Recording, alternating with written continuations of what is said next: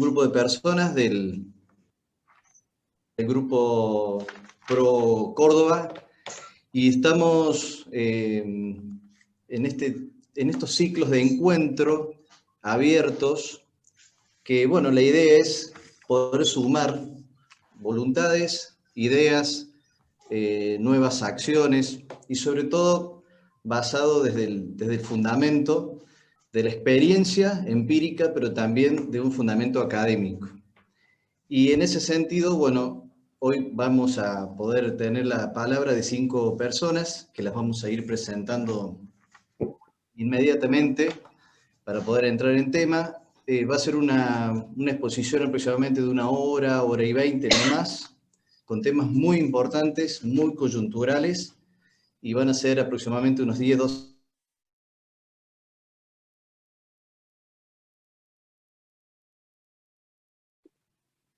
Jorge, se salió tu audio. Volvelo a activar, por favor.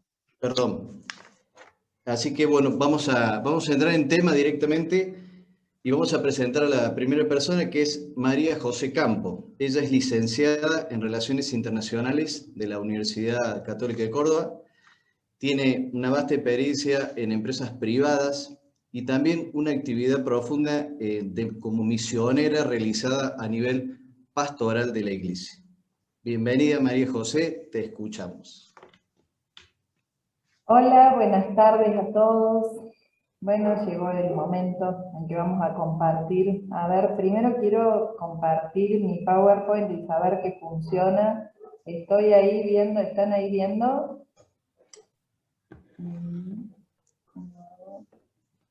¿Están ahí viendo todos? Sí. Pero chiquito. ¿O lo están viendo completo? Se ve bien, ¿eh? Yo lo veo bien. Yo lo veo chiquito. Ajá. ¿Y por qué? ¿Por qué? María José, te ayudo un Aprieta la poquito. copita. Y anda a presentación. Está después de animación y diseño, animación y presentación ahí arriba. Ahí. ¿Y ahora? No me está saliendo. Ahí está donde dice desde el principio. Lo tapaste ahí, al lado. Ahí está. Ahí está. ¿Está? Sí. ¿Lo están viendo? Sí, sí. Listo. Bueno, buenas tardes a todos. Lo mío es muy simple. En realidad planteamos hablar de valores. El tema es muy amplio, por supuesto. Todas hoy van a hablar de valores, tanto Inés como Iván, como Eli, educación, inclusión, Dani. Yo quise concentrarme en el tema del trabajo, porque, bueno, por un lado, decía Jorge, me voy a presentar también como de una familia de inmigrantes italianos que vinieron allá a fines del siglo XIX, antes de las guerras, ¿no?, a trabajar el campo, y aún hoy en mi familia que se dedica al campo tenemos los campos de mis bisabuelos. Aquella gente trabajó, vino a trabajar este país, y yo pensaba, el problema que voy a plantear hoy es justamente porque la realidad de hoy está en contra de eso que existió, ¿no?, allá en la época de mis abuelos. Bueno, entonces, como partir como planteando que es un problema, quizás en todos los valores vamos a tener y vamos a compartir con las chicas también en educación problemas y virtudes, pero bueno, mi idea es ponernos en sintonía respecto al valor del trabajo y al valor del trabajo como cultura, ¿no?, como cultura de una nación. Y lo voy a hacer como en 3 partes. Primero, voy a exponer y compartir unas cifras para saber plantear de qué problema estamos hablando un poco en números. En segundo lugar, me voy a concentrar en algunas características que yo elegí deliberadamente compartir con ustedes. La cultura del trabajo tiene muchísimas aristas, pero quiero compartir algunas para concentrarme en el tema. y para así llegar a sacar alguna conclusión junto con ustedes y alguna propuesta.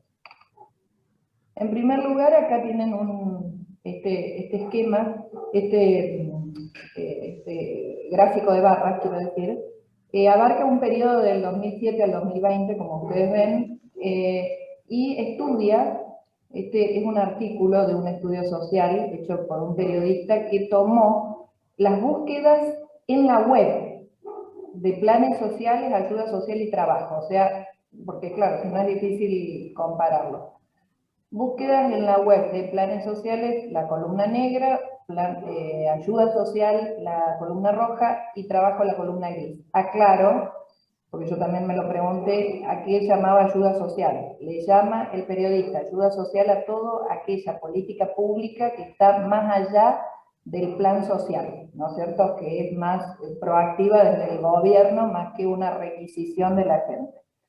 En este esquema vemos, hay varias lecturas para hacer, pero ustedes verán, bueno, el pico en el 2009, que es cuando Cristina larga la asignación universal por hijo, y después los picos en la era Macri, 2018, 2019, 2020, crisis cambiaria, bueno, pandemia, pero entre las lecturas que yo quiero hacerles notar, cada uno después puede verlo, es la columna gris. A partir de, esto lo dice el periodista, ¿no?, del año 2009, la columna gris ha ido decreciendo y se ha estancado. Vemos que en el 2020 repunta un par de puntitos, pero incluso proporcionalmente no es significativo, ¿no? En este otro gráfico vemos el comportamiento de las mismas variables, no ya de trabajo, durante el 2020. Fíjense qué curioso cómo es como la punta de lanza que se da apenas confirmado el primer caso y decretada la cuarentena, ¿no?, en marzo del 2020. Y después baja, ¿no? O sea que es bastante elástica esta búsqueda. Repito que es búsquedas en la web, así midió el periódico.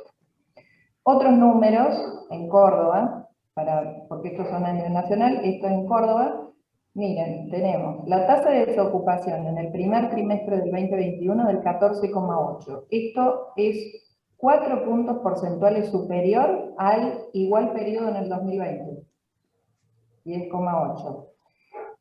En abril, por otro lado, otro dato, en abril del 2021 tenemos más de 800.000 personas con programas de promoción y protección social provincial, que participan de programas de planes, ¿no? De nuevo, 8 puntos porcentuales por encima de junio del 2020. Otra cifra interesante, para dársela, si consideramos los beneficiarios indirectos, nos vamos a casi 1,5 millones de cordobeses, ¿no?, los indirectos de estos planes, que serían el 38,4% del total de la población de la provincia, o sea, casi 4 de 10 cordobeses. Bueno, estas cifras tienen sus consecuencias, la devaluación cultural del trabajo y su progresiva desvalorización, cada vez más gente fuera del sistema, mayor desigualdad, disminución de fuerza de trabajo y de fuentes de trabajo, disminución de productividad y de incentivo para capacitarse, y una progresiva desintegración social. Bueno, ¿por qué entonces la cultura del trabajo? Si estamos viendo que, entonces, que vemos con estos números,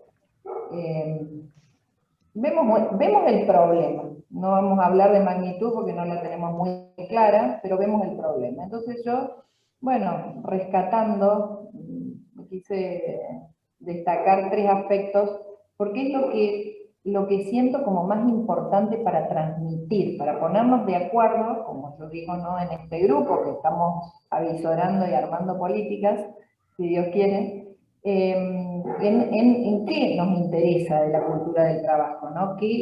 ¿Para qué nos puede servir construir vínculos a través del trabajo? Bueno, el trabajo, la dignidad, primero, que dignifica a la persona, por supuesto. Es una frase hecha, pero es muy real. El trabajo es un bien de la persona humana por naturaleza.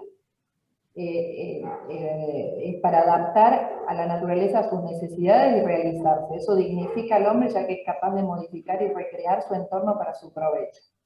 O sea, la persona a través del trabajo se siente útil, satisfecha, creativa, entusiasmada, encuentra sentido al esfuerzo productivo. Yo escribía esto acá y decía, qué diferente es esto a la energía que uno siente cuando visita los barrios carenciados. Acá está Carmen conmigo y seguro yo lo siento. Uno siente esa energía apagada. Esto no existe. Así como todas las células del cuerpo humano cumplen una función para que el cuerpo humano se conserve saludable, así pasa en la sociedad con el trabajo, ¿no? El trabajo hace sentir a la persona valiosa y la pone de pie.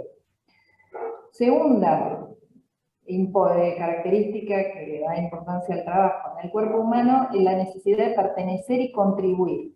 Como también, siguiendo con la metáfora, todas las células cumplen una función. Si el organismo detecta algo que no le sirve, lo expulsa, ¿no? Como desecho. Elimina todo lo que no es útil o, peor aún, lo que es tóxico para el funcionamiento, porque si no, se enferma. Entonces pensemos si pasa lo mismo con una persona humana que no se integra al tejido social. O se integra o enferma el tejido social. Nuestra función es integrarla y hacerla funcionar en el conjunto. Pero atención, construir el bien común debiera ser una tarea que nos pertenece a todos, no solo a los políticos, y en la que todos debemos contribuir, pertenecer y contribuir. Y finalmente la cultura del encuentro. El trabajo puede lograr esto, porque si todos somos una parte valiosa y pertenecemos, finalmente podemos entablar un diálogo y encontrarnos. Si cada célula se encarga de una función, seremos un organismo funcional, un auténtico cuerpo humano en el que todas las partes son imprescindibles, se complementan y enriquecen mutuamente. Cada aporte, cada nota es única y dialoga y coordina con la otra para componer la mejor canción. Entonces, a través de la promoción del trabajo podemos tender puentes en una sociedad dividida. Yo digo, aún con distintos gustos culturales, ¿no? A uno le puede gustar el cuarteto y a otro la música clásica, pero el trabajo es un idioma común. Hablamos de responsabilidades, de horarios, trabajo en equipo, derechos, deberes, y esto puede provocar realmente una transformación cultural, unirnos. ¿Cómo? Ustedes me dirán, bueno, qué lindo, cómo empezamos a hacer girar esta rueda. Bueno, yo entonces dije, bueno, voy a plantearlo en tres diferentes áreas, digamos.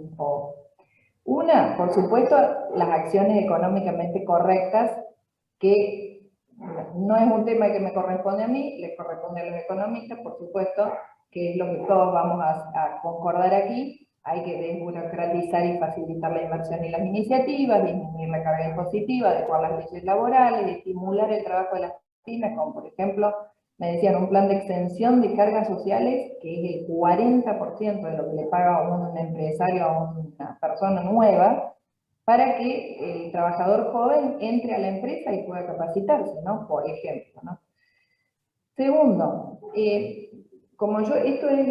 estas son las acciones económicas, que no son las que voy a tratar yo, a mí me parece importante compartir este valor en sociedad, contagiarlo.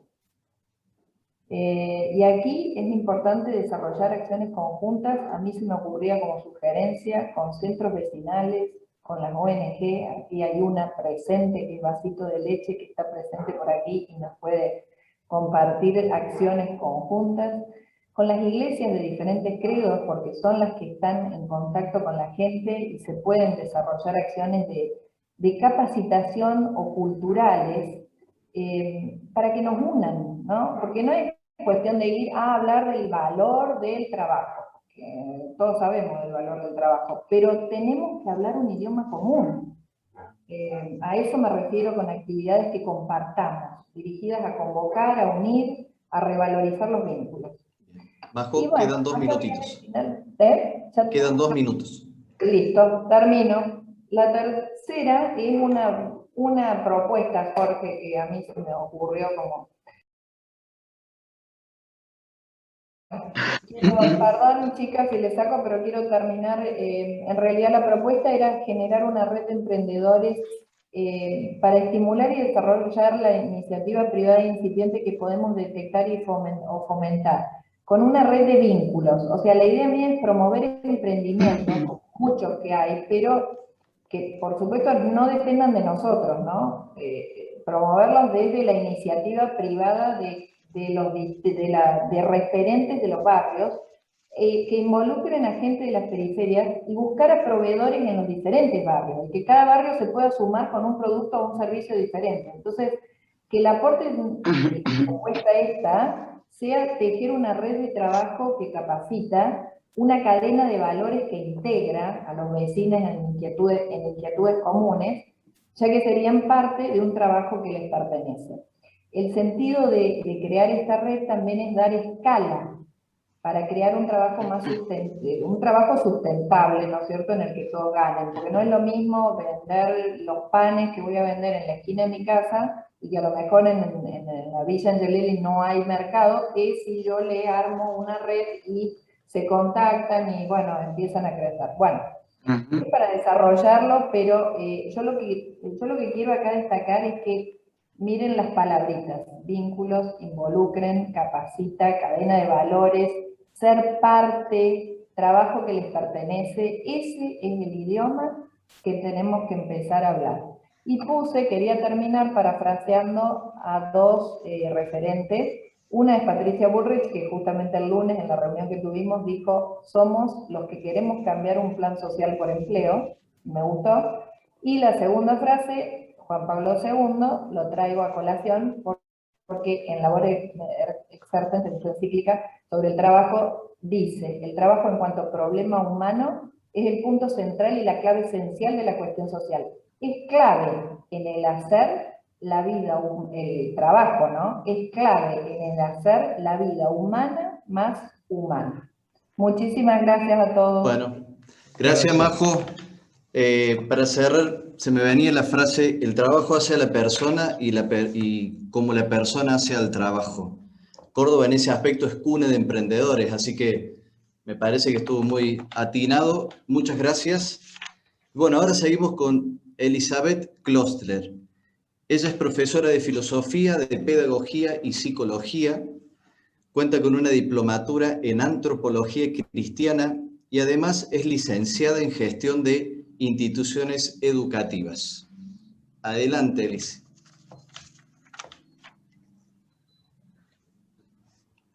Desmuteate.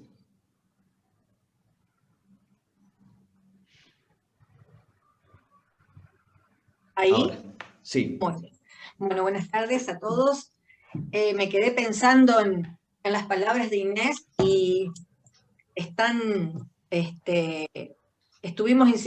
Inés, de Majo, de María José, estuvimos en sintonía porque hablas de involucrarse, hablaste de la metáfora ¿no?, de todas las partes juntas, de la sinergia del cuerpo, de la sinergia necesaria en sociedad, hablaste de valores, hablaste de trabajo, y bueno, yo voy a hablar de educación.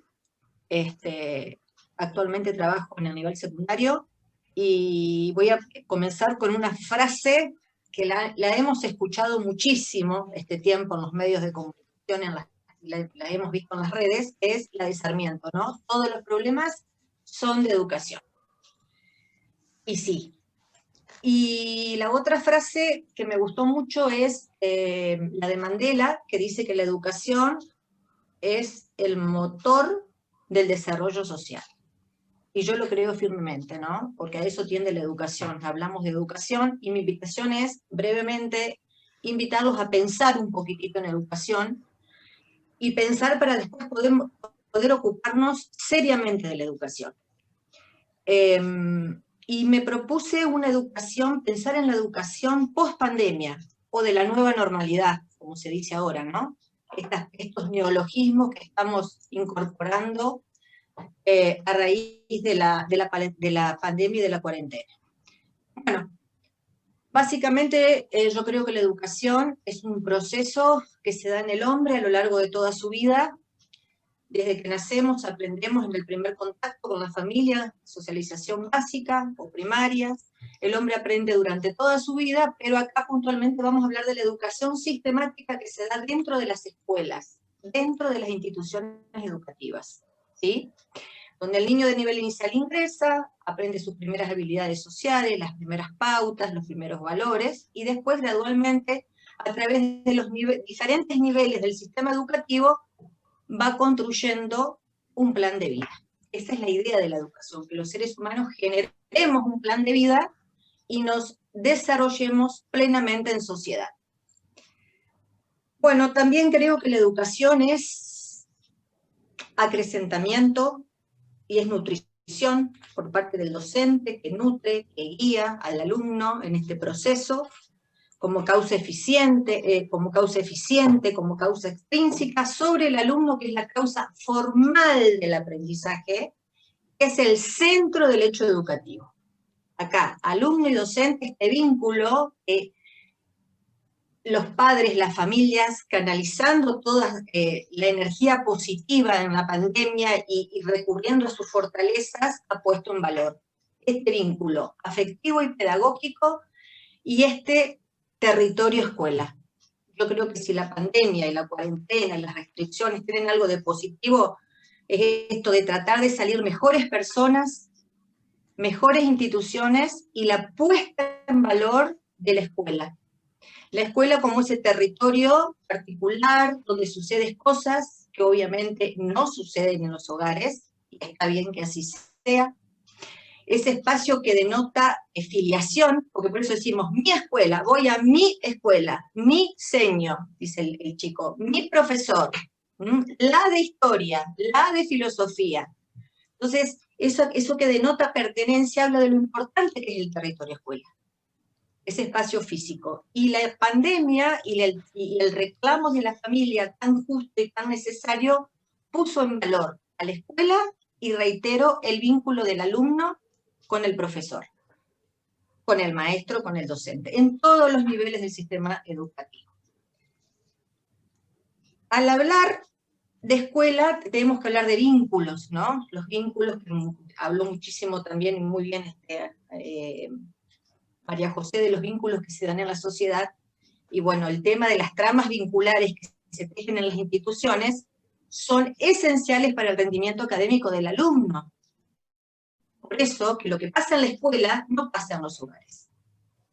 Yo lo que quiero invitarlos es a hacer una reflexión de qué queremos nosotros como sociedad, como docentes, como directivos, como abuelos de chicos en edad escolar, como padres, como familia, ¿qué escuela queremos de ahora en más? Yo creo que sabemos lo que no queremos. Y creo que una vez lograda la presencialidad, hay que plantearse como sociedad el tema de la calidad educativa. La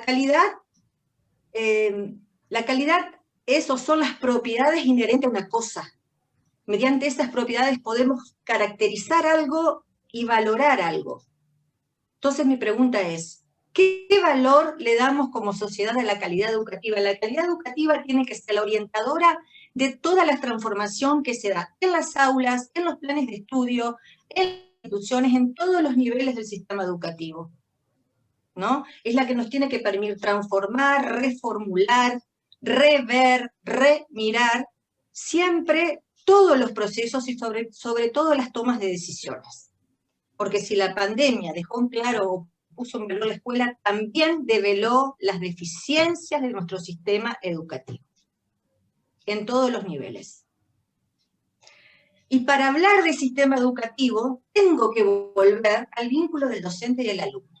Entonces, digo, sabemos que el alumno está en el centro del hecho educativo, en el centro del sistema educativo, ¿no? Como una afirmación. Mi pregunta es, ¿está el alumno en el centro del sistema educativo? ¿Saben los chicos realmente lo que ellos nos importan? Como familia, como ciudadanos y como políticos. ¿Está el docente en el centro de las políticas educativas? Porque hay dos cosas que quiero decir, o varias, pero quiero decir esto fundamentalmente. El alumno, nos importa, ¿hasta qué punto nos importa el alumno y el desarrollo del alumno, de nuestros alumnos y la generación de un proyecto de vida? Y digo esto por lo siguiente. Logramos la presencialidad, abrimos las puertas del colegio. listo, estamos. ¿Qué tenemos adentro de las escuelas? Escuelas abiertas con chicos sentados, escuelas con chicos que entran pero se van, interrumpen sus trayectorias escolares, chicos que van a la escuela a comer porque no tienen un plato de comida en la casa. Entonces, ¿qué escuela queremos? Y hablo de las deficiencias de los colegios de función pública, tanto estatal como privado, porque en los colegios privados también suceden este tipo de cosas. La desconexión no fue sola en las escuelas públicas estatales, también hubo chicos desvinculados y desconectados en los colegios privados, con los colegios públicos de gestión privada. ¿No? El Internet para todos no se dio y lo sabemos. La semana pasada estaba leyendo un artículo de un diario de mucha tirada acá en la capital, donde dice que los profesores iban al colegio y pusieron cajas, están las fotos, donde se llevaban fotocopias a los chicos. Porque los chicos estaban desconectados, desvinculados, y sobre todo en todos los niveles y en todos los cursos, pero sobre todo los chicos que están terminando su escolaridad, en los cursos terminales. Entonces vuelvo, ¿qué tipo de educación queremos? ¿Vamos a seguir permitiendo esto como sociedad? Porque una cosa es la famosa igualdad de oportunidades, ¿no? Y otra cosa es ser todos iguales ante la ley.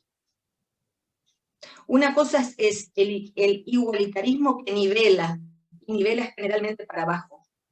Y otra cosa es ser todos iguales ante la ley y que nuestros alumnos, nuestros niños y nuestros jóvenes sean todos iguales delante de la ley. ¿Por qué? Y ahí está el mérito, y tomo lo de María José, la cultura del trabajo y del mérito, que no son malas palabras. Porque uno tiene una base, y después, de acuerdo al sacrificio y al mérito y a la cultura del trabajo, va poniendo un techo y un piso, o un piso y un techo. Entonces, todos tenemos que tener las mismas oportunidades ante la ley, todos somos iguales, y después el mérito es importante, pero para que haya trabajo tiene que haber inversiones, y para que haya inversiones tienen que creer en nosotros, tenemos que ser un país que genere confianza, que abra las puertas, que no mate a la gente, a los emprendedores con los impuestos. Por eso digo que todos los problemas son de educación.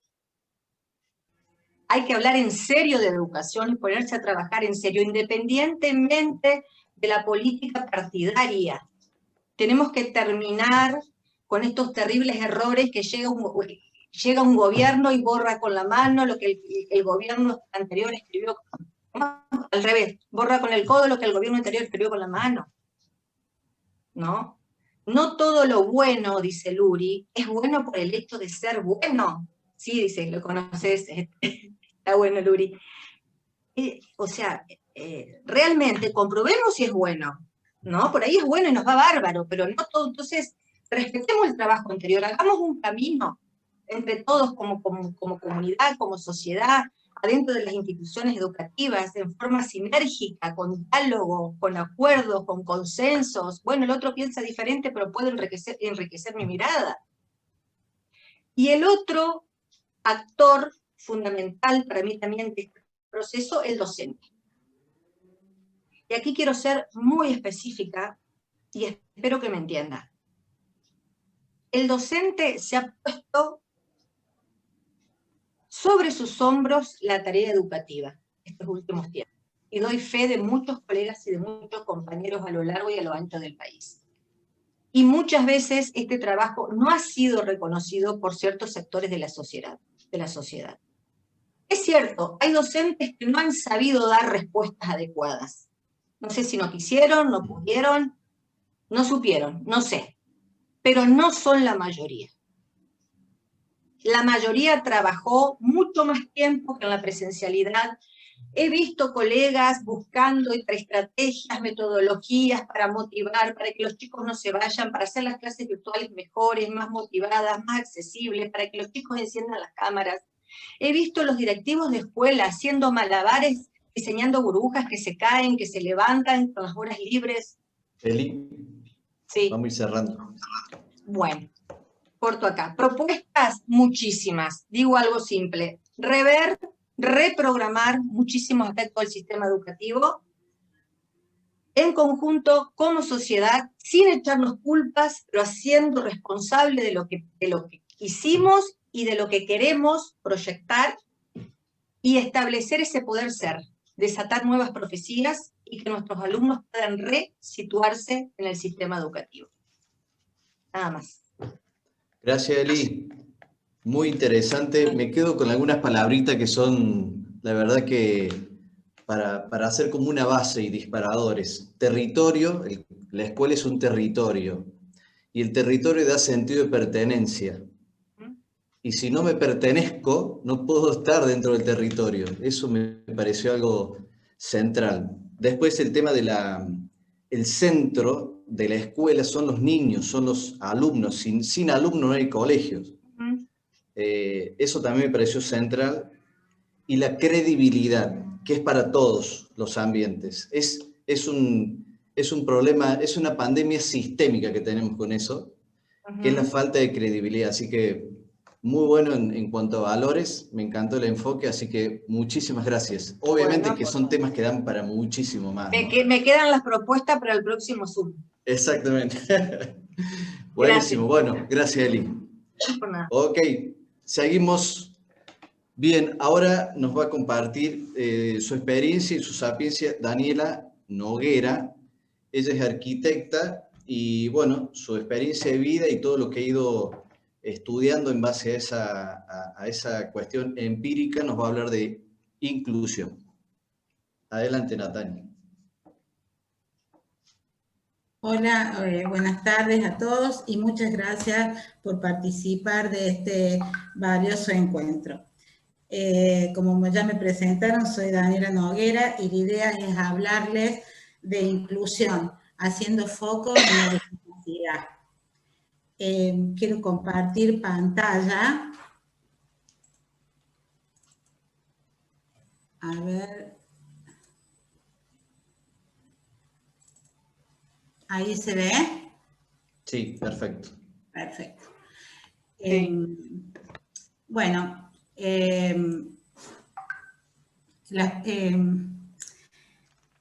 primera cosa a considerar cuando hablamos de discapacidad es a las personas, que las personas con discapacidad se encuentran incluidas dentro del concepto de personas vulnerables.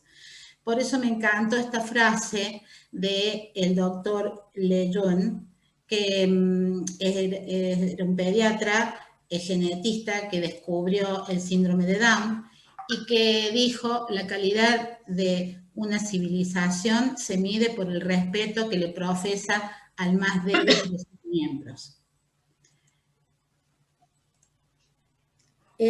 Justamente porque las personas con discapacidad eran un grupo históricamente vulnerado, fue necesario crear una declaración de derechos que tuvo lugar en la ONU en el año 2006, que fue la Convención de los Derechos de las Personas con Discapacidad.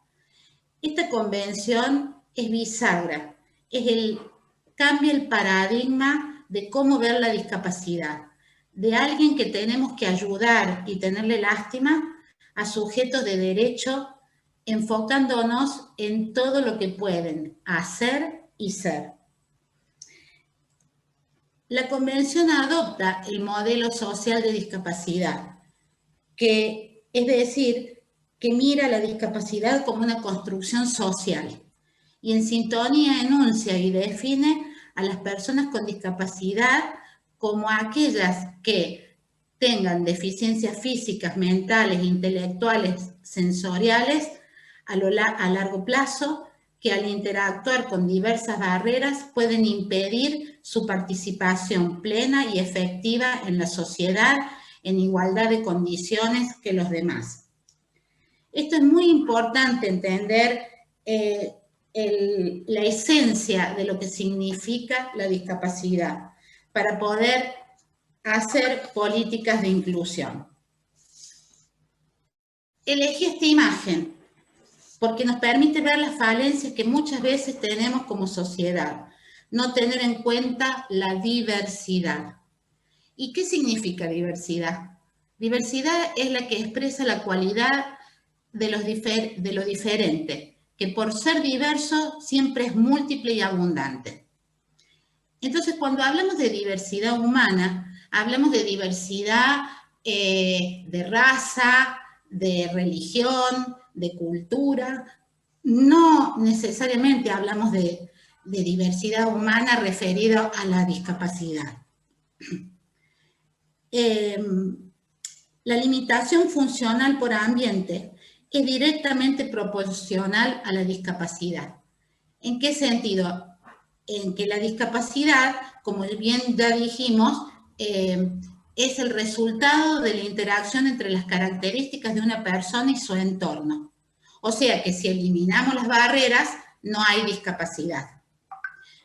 Cuando hablamos de barreras, no solamente hablamos de barreras físicas, como puede ser la escalera, la rampa, sino hay otro tipo de barreras, como por ejemplo el lenguaje legal, que no es inclusivo. Ni que hablar del lenguaje que hoy está, que se quiere imponer de género, que quiere ser inclusivo de palabra, porque en realidad está excluyendo a un colectivo de personas también. La discapacidad pasó por diferentes estadios, como paso de la exclusión a la segregación, de la segregación a la integración, y hoy estamos en querer llegar en Argentina a la inclusión. ¿Por qué digo esto?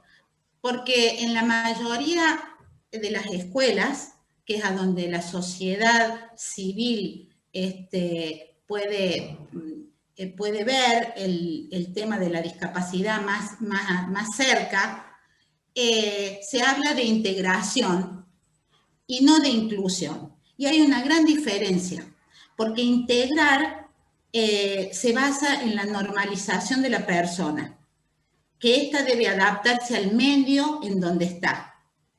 Y como bien dijimos, la discapacidad no es justamente su definición, sino más bien tiene que ver con la inclusión, porque no se espera que todas hagan lo mismo, se espera lo máximo que pueda alcanzar cada uno y se le dan los apoyos necesarios para llegar a esos objetivos. Por eso la escuela debe ser inclusiva, y esa escuela inclusiva es la que se preocupa y ocupa de todos y cada uno de sus alumnos. Eso sí, necesita de docentes con pasión, voluntad y formación. Es en la escuela donde se puede cambiar la representación social de la discapacidad. La presencia de chicos con discapacidad o de jóvenes en las escuelas, en un aula, es la garantía para los alumnos en general de aprender a valorar y reconocer la diversidad humana, así como aceptar y lidiar con sus propias limitaciones.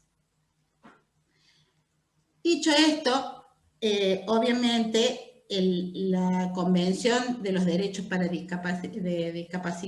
para personas con discapacidad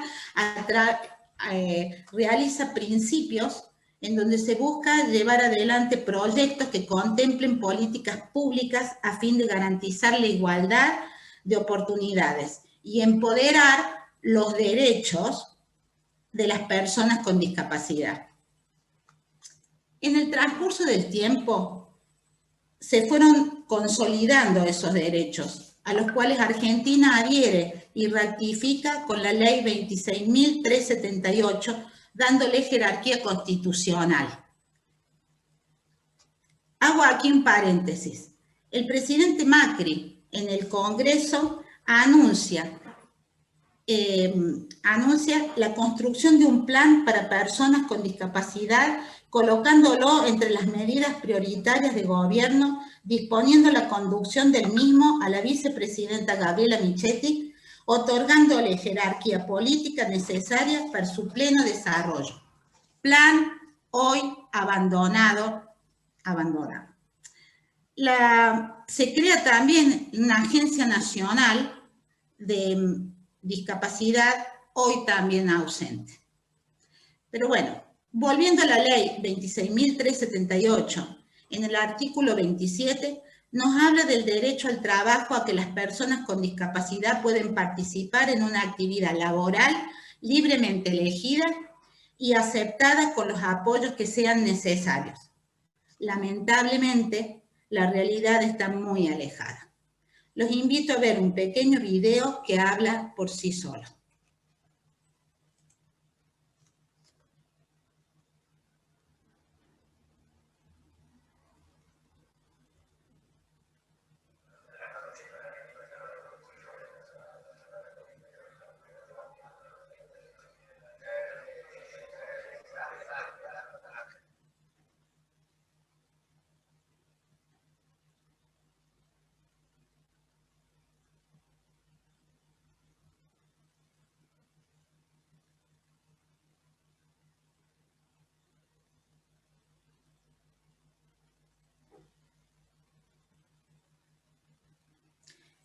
Bueno, esta es la cruda realidad.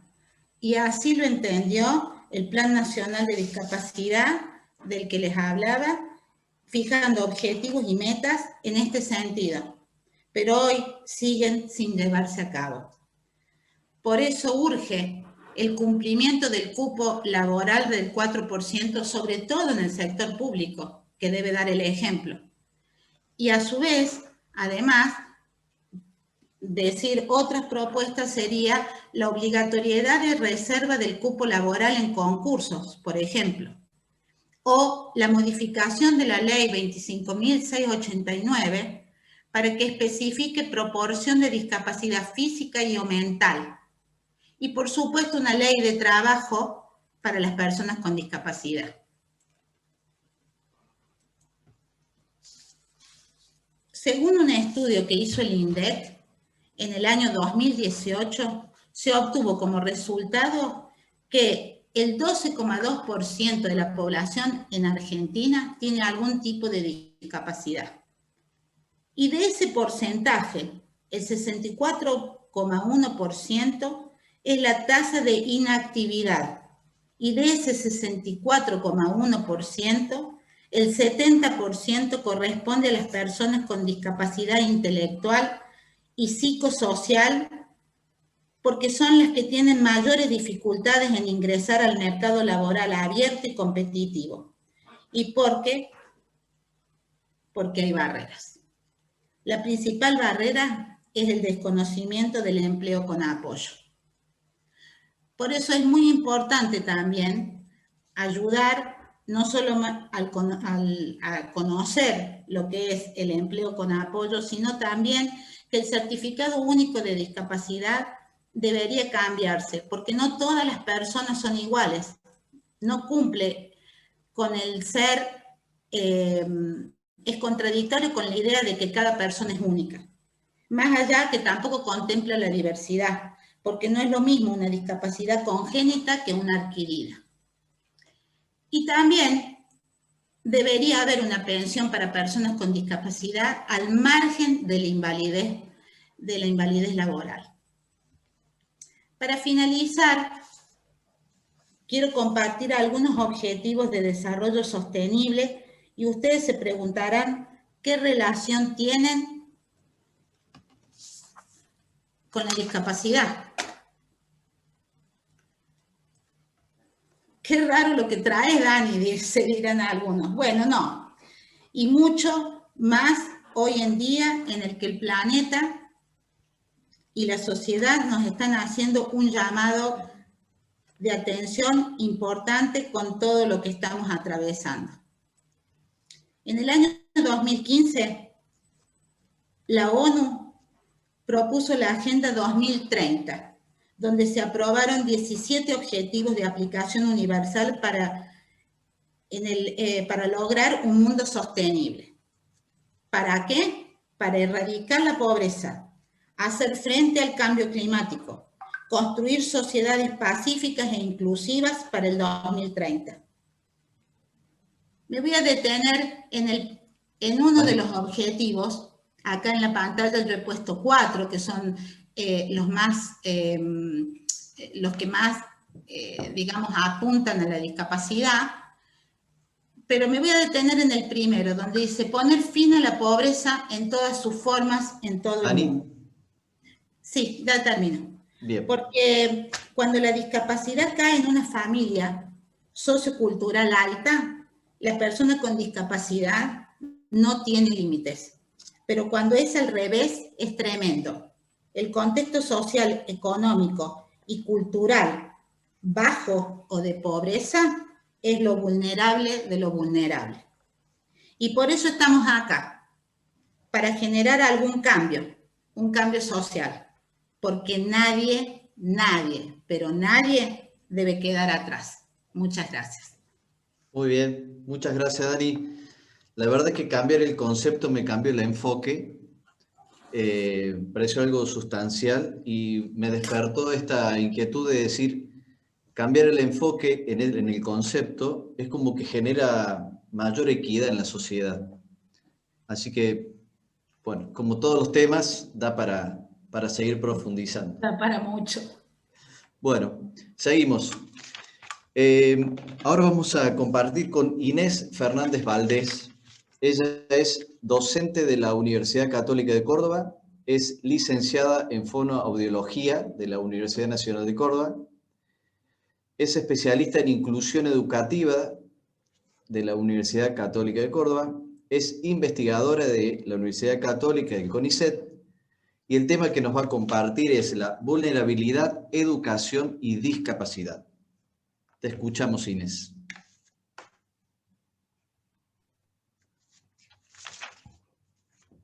Buenas, ¿cómo están? Bueno, antes que nada, muchas gracias por este encuentro. Lo mío va a ser muy puntual, porque este tema es largo. Como dice Jorge, todos estos temas dan para mucho. Voy a compartir pantalla.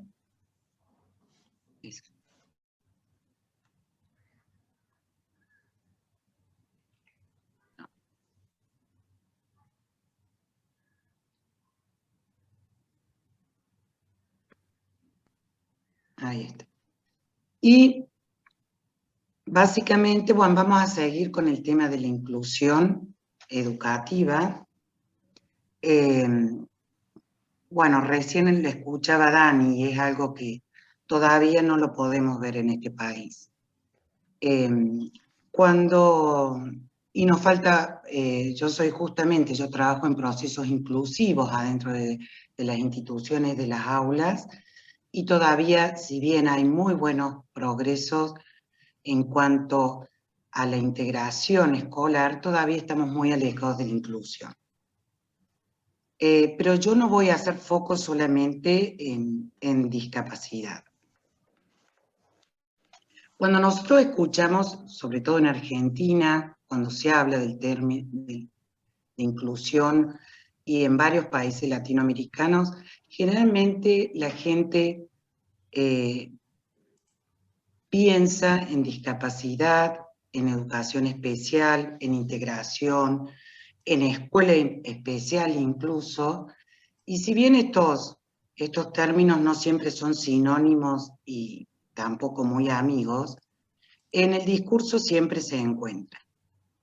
Yo voy a tomar, teniendo en cuenta el poco tiempo que tenemos para exponer y la realidad y el contexto actual, voy a tomar nada más que dos términos, el de inclusión y el de discapacidad. Y a eso voy a agregarle otro término, el término pobreza. Bueno, vamos a comenzar con el primer término, inclusión. ¿Qué es la inclusión?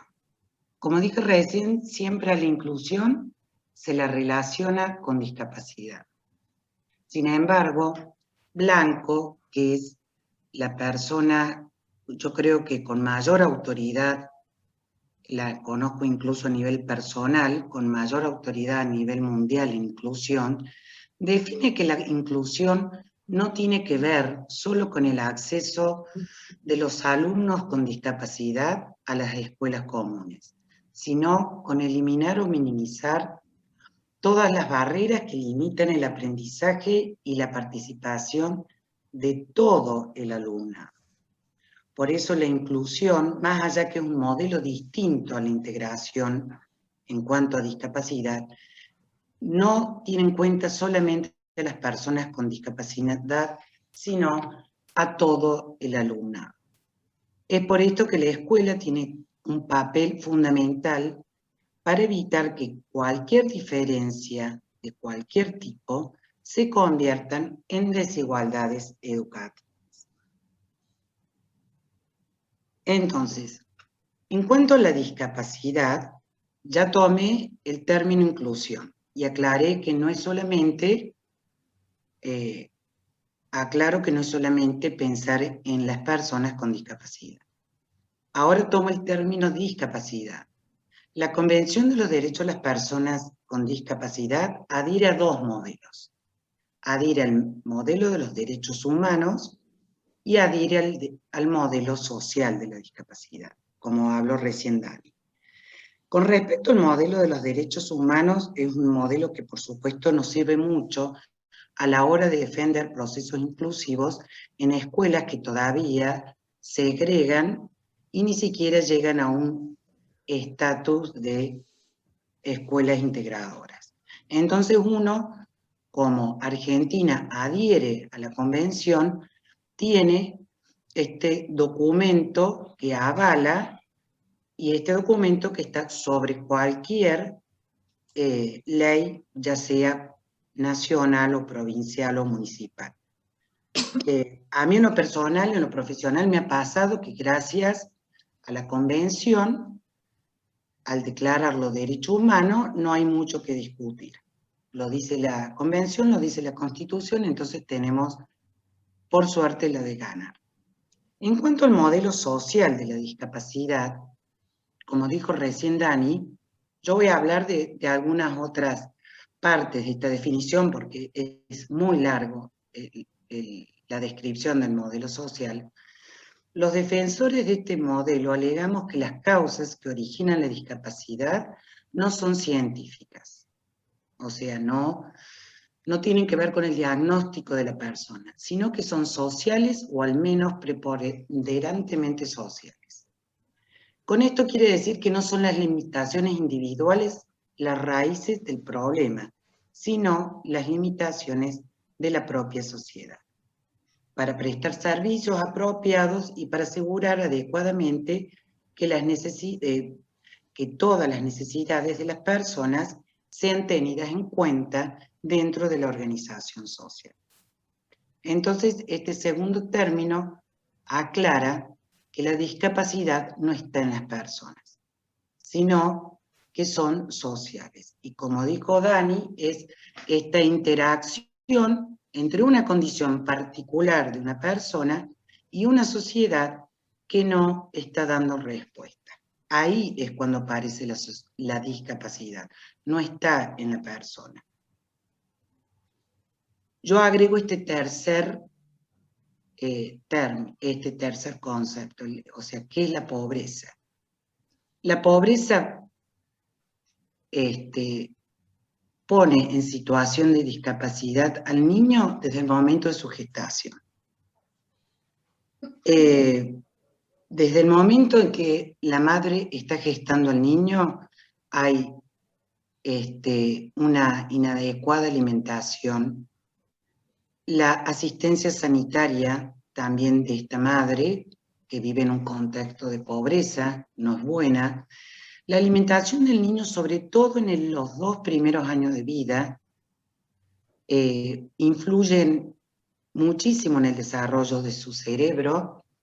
El contexto físico en el que vive el niño no favorece el desarrollo intelectual porque, como dice Piaget, se necesita esta interacción con el medio físico para desarrollar la inteligencia del lenguaje y todas las inteligencias.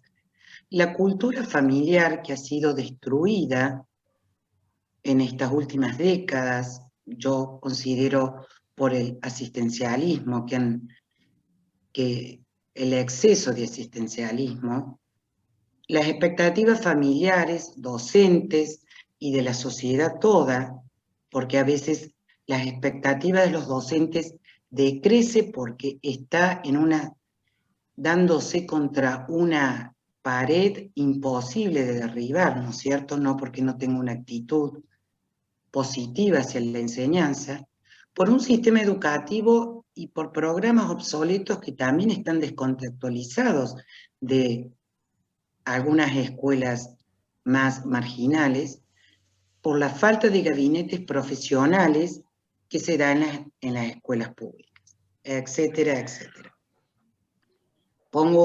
Enfatizo el etcétera porque, como dice Bollino, y como lo decía Dani también, ¿no? Las causas, y lo decía Eli, las causas son interminables. Entonces, yo veo, fue el primer trabajo que presentamos desde Educación en el PRO, que la pobreza está discapacitando. Y lejos de lograr la inclusión de todas las personas, estamos produciendo cada vez más exclusión. Entonces, ¿cuál es el pronóstico? Sin duda es desalentador para mí. ¿Y cuál es la pregunta? ¿Está la sociedad argentina colocando a los niños en situación de discapacidad? En lo personal, ¿no? Y de acuerdo a lo que yo observo, creo que esta pregunta, más que pregunta, ya es una hipótesis, y una hipótesis muy fácil de poder comprobar, ¿no? ¿Y cuál es la solución? Adhiero a lo que dijeron recién Eli y Dani, que es modificar el sistema educativo, pero ya es urgente, ¿no?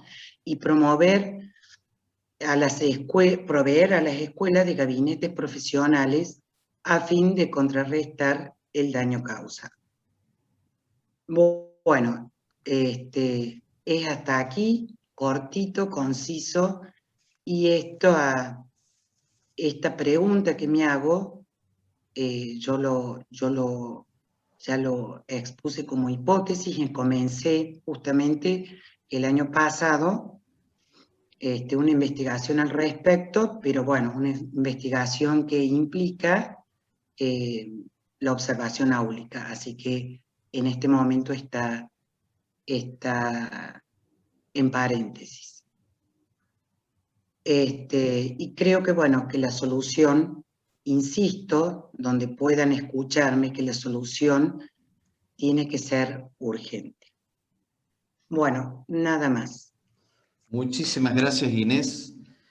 La verdad que a medida que van pasando las exposiciones me quedo como más adentro de mí, mirando qué podemos hacer nosotros como sociedad para poder sacar todos estos paradigmas que la discapacidad puede ser, digamos, segmentarla en una patología solamente, sin perdiéndonos de vista todo lo que es el sistema. Eso por un lado. Y lo segundo, esta cuestión de la falta de humanización que hay en el enfoque de ver las cosas. Porque la persona con la discapacidad sistémica, por decir así, llega a un lugar y no encuentra herramientas, no encuentra la solución, no encuentra el soporte. Poder incorporar nuevas herramientas que den contención a eso. Pero vista esta cuestión sistémica de la discapacidad, muy interesante. ¿Será que, bueno, como me dedico mucho a lo sistémico, me impacta esta mirada y me interpela a mí de sacarme de ese paradigma de que la discapacidad es una patología y bueno, yo no soy discapacitado, sí, puedo serlo en algún área también. Muy interesante, bueno. Gracias. Muchísimas gracias. Jorge, cuando Sí. quiero agregar una pequeña cosa que a mis alumnas en la universidad, cuando les quiero cambiar el enfoque médico rehabilitador al enfoque social, les hago una pregunta y cuando hablamos de inclusión yo les pregunto si me consideran una persona discapacitada, y lo primero que me dicen mis alumnas, pero no, profe, ¿cómo va a decir eso? Dice, si es profesora nuestra. Bueno. Y yo le digo, yo no soy discapacitada porque la sociedad a mí me dio anteojos. Si la sociedad no me hubiera dado anteojos, yo no hubiera podido ir a una escuela pública de 50 alumnos, no hubiera podido manejar, o sea que no hubiera podido recorrer todas las escuelas que recorro durante la semana para poder trabajar en inclusión. Entonces, no hubiera podido ir al cine, no hubiera podido estudiar en la universidad. Entonces, cuando entienden que la solución está en la sociedad para el desarrollo integral de la persona, ahí es cuando logro, así con una pregunta tan sencilla, que ellos cambien la mirada. Porque nosotros tenemos todavía esta cuestión muy médico-rehabilitadora en la educación, que ha invadido incluso la educación. Bueno, nada más. Excelente, excelente. Muchísimas gracias. Bien, bueno, y vamos redondeando con Iván Caviglia. Él es operador en prevención de adicciones y además es presidente de una fundación que se llama Luna y Sol. Adelante, Iván. Bueno, muchas gracias, buenas tardes para todos y la verdad que voy a felicitar a todas y cada una de las mujeres que me han precedido por cada uno de sus conceptos, a vos Jorge también por el timing que le pusiste a cada una de ellas, así me quedaba un ratito para mí. Y voy a hablar de todas y cada una de las palabras que utilizaron desde el principio. María José, que habla justamente de los valores. Después Eli, que dice el tema de involucrarse y de la educación, que es fundamental. Después Daniela también hace lo mismo con el tema de inclusión por la discapacidad. Y lo refuerza también Inés con el tema de la vulnerabilidad, la pobreza que le agrega. Y acá voy a hacer un hincapié en el tema de la integración. Yo voy a hablar justamente de la integración porque lo que les voy a decir es algo muy duro para todos. Yo, aparte de ser operador en prevención de adicciones, soy papá de 2 jóvenes adolescentes. Uno de ellos ha fallecido a causa del consumo problemático en adicciones. Me aboco hace 5 años a este tema puntual y creo que, así como dice Inés, el tema de la pobreza, y esto es transversal, no solamente en la pobreza, sino en la riqueza, unos consumen más o mejor y otros consumen peor. Pero bueno, en la fundación nosotros trabajamos con un programa integral justamente que abarca todo el núcleo familiar como primera sociedad de nuestra querida patria argentina, y creemos que también tiene que ser esto de alguna manera llevado al tema de la educación, así como la salud mental. Está hoy, la adicción está dentro de la salud mental, me parece que la adicción también tiene que estar dentro de la educación. Nosotros hace 5 años que venimos dando charlas gratuitas de prevención de adicciones en todos los colegios y escuelas de la provincia de Córdoba. Hemos asistido en Salta, hemos asistido en Mar del Plata, hemos asistido en Jujuy, donde nos han invitado, llevando un programa que es de acompañamiento y donde creemos que es importantísimo. Si bien en Córdoba se llevan muchas acciones con el tema de las adicciones, me parece que es una cuestión pura y exclusivamente política hoy. Las estadísticas son muy mentirosas, las estadísticas son un poco más agresivas de lo que se dice en todos los medios, y muchas veces tenemos esa prohibición de llegar a los medios porque, bueno, seguramente que afecta a algún lugar, no solamente de la política, sino lo social también. Como papá y como terapeuta, mi propuesta es justamente poder, no sé, llegar a través de la política a este lugar de hacer o proponer un cambio. Creemos que faltan muchos más lugares para poder atender esta problemática. Nosotros sabemos que en todas las esquinas te invitan a consumir, pero no todas las esquinas te invitan a salir del consumo. Nosotros hemos golpeado la puerta en la municipalidad, en la provincia y en la nación.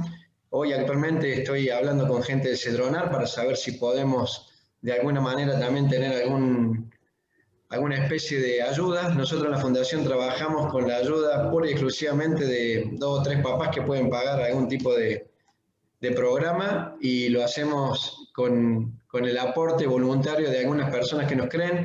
Es un trabajo duro, silencioso, no podemos exponer, y cuando hablan de todas las palabras que dijeron cada uno de ustedes, este tema de la inclusión es muy importante porque así como el tema de la discapacidad llevó tantos años a que tengan hoy un porcentaje del 4% de trabajo en las personas con capacidades, es muy difícil volver a insertar o reinsertar a un joven o un adolescente que tiene un problema con las adicciones. En otros países hay programas para esto, acá todavía no lo tenemos. Entonces me parece que es una tarea muy difícil, muy silenciosa, pero donde también creemos que puede tener respuesta, así como nosotros tenemos respuesta a lo largo de estos 7 años que llevamos trabajando, que hay algún joven que día a día da ese paso y donde hoy de alguna manera puede volver a tener su familia, sus hijos y bueno, y disfrutar de una calidad de vida que me parece que todos nos merecemos. Entonces, en esto de la inclusión, en esto de los valores, en esto de la vulnerabilidad y de la pobreza que nombraron todas y cada una de las chicas que me precedieron, es aquí donde ponemos nuestro granito de arena desde la Fundación para poder llevar una propuesta más clara de que también sea, creo que no hay vacunas para esta pandemia, creo que la única vacuna es la prevención, entonces poder hacerlo llegar a través de la educación sería importantísimo también. Nosotros presentamos hace ya 4 años un proyecto en el Ministerio de Educación para poder llegar a través de los jóvenes en la escuela. Hemos dado capacitaciones para docentes y preceptores de SADO con el tema de adicciones también y me parece muy importante el espacio que ustedes me dan. Así que bueno, desde mi lugar no tengo mucho para decir, no tengo PowerPoint, permanentemente dando charlas con el Zoom. Es una herramienta muy importante hoy para poder llegar a esos lugares donde la presencialidad no nos permite. Y bueno, y hoy lamentablemente con esta historia de la pandemia no podemos tener abierta una sede, tuvimos que cerrar una casa por la falta justamente de recursos económicos. Así que bueno, agradezco yo a Sebastián, a Jorge y a todos y cada uno de los que me dejaron la posibilidad de poder poner lo que está dentro de nuestro conocimiento y bueno, para llegar a, ojalá que podamos tener un cambio, creo que es importante la tarea que hacemos, creo que se va a lograr porque así como se logró, ya les dije, el tema de la discapacidad, creo que también va a haber un lugar para los chicos también que tienen esta problemática. Es una enfermedad como cualquier otra, hay que visibilizarla, el trabajo es más duro y quizás muy poco nos animemos a ponerle la cara y el pecho a esta problemática, pero festejo el tema de las personas que me precedieron con el tema de la discapacidad, que ha sido algo también que lo he llevado en el placar durante mucho tiempo y bueno, hoy también me parece que es importante de que hagamos el esfuerzo y demos este primer paso. Nosotros siempre decimos que el primer paso quizás no nos lleve hasta el final, pero sí nos saca del lugar donde estamos, así que no mucho más para decirte que esto y bueno, y poner desde nuestro lugar lo que esté. Así que felicitaciones a todos. Muy bien. Bueno, muchas gracias, Iván. Por favor. La verdad que para cerrar, con lo mejor es con ímpetu y con esperanza, y me parece que lo que me llevo de, como para haciendo una convergencia de todo lo que escuché, la verdad que la reserva moral y ética está puesta en todo lo que hemos comentado. Si nos hemos destinado un día para dedicarle a pensar, a armar, es porque somos personas que podemos irradiar esto de manera esperanzadora, más allá del contenido o académico o de estudio. Creo que los que estamos acá verdaderamente queremos un cambio, más allá de la política y el cambio en sí mismo. Es como reasignar los valores. En vez de resignarnos, es reasignar. Eso lo aprendí en terapia, ¿no? De cambiar, ¿no? Reasignar el valor de mi vida en vez de resignarme a la vida. Y todo esto que he escuchado es en pos de esperanza, porque son todos temas que incluyen y son todos temas que generan futuro. Así que de mi parte cierro una tarde aprendido, he aprendido mucho. La verdad que los felicito a todos y si se quieren cruzar con alguna pregunta, destinamos 5 minutos más.